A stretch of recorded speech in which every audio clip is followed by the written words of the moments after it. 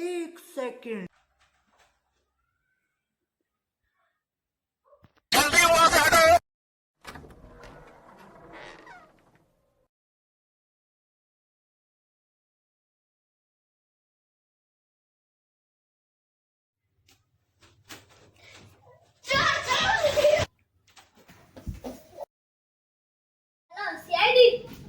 और अभी तो रुको, क्लाइमैक्स अभी बाकी। আপনাদের বাড়িতে চুরি কিভাবে হলো?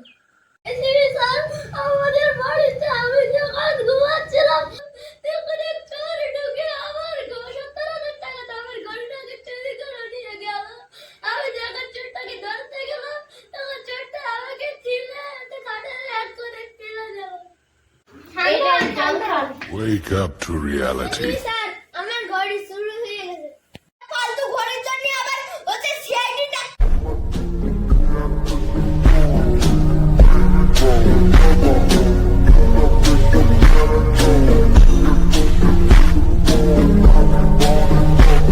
ঘড়ির জন্য সিআইডি কে রাখবো রাখবো।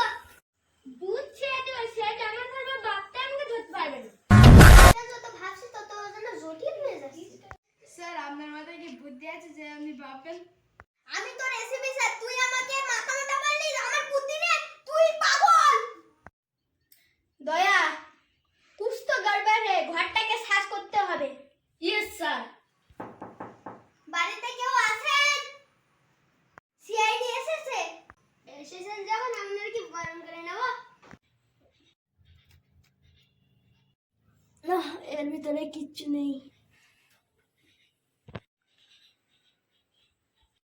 ওই দেখ, এখন ঘড়ি পড়ে আছে। কি বলছো তুমি? ওই কানা মুরগি, এটা ঘড়ি পড়ে আছে। আমি কিরাই করব?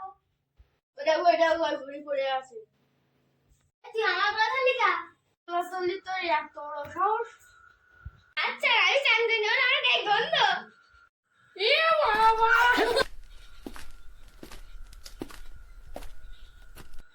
মাথা ওটা দেখ কি করছে, আমি দেখ কি পেয়েছি। সারা শুধু বসে বসে বেতন নেয়। বেতন দেয় না, তোর কি সমস্যা? আয় তো দেখি আমি কি আজকে ধোলাই দেই। এই, আমরা 14 পেয়েছি, নিজেদের মধ্যে মারামারি করতে নয়। ওই মাথা মোটা ছেলে না আমাকে ধরলো। এখন রাজ করবে শ্মশানে। শালা বুড়ো। ও, ঠিক আছে।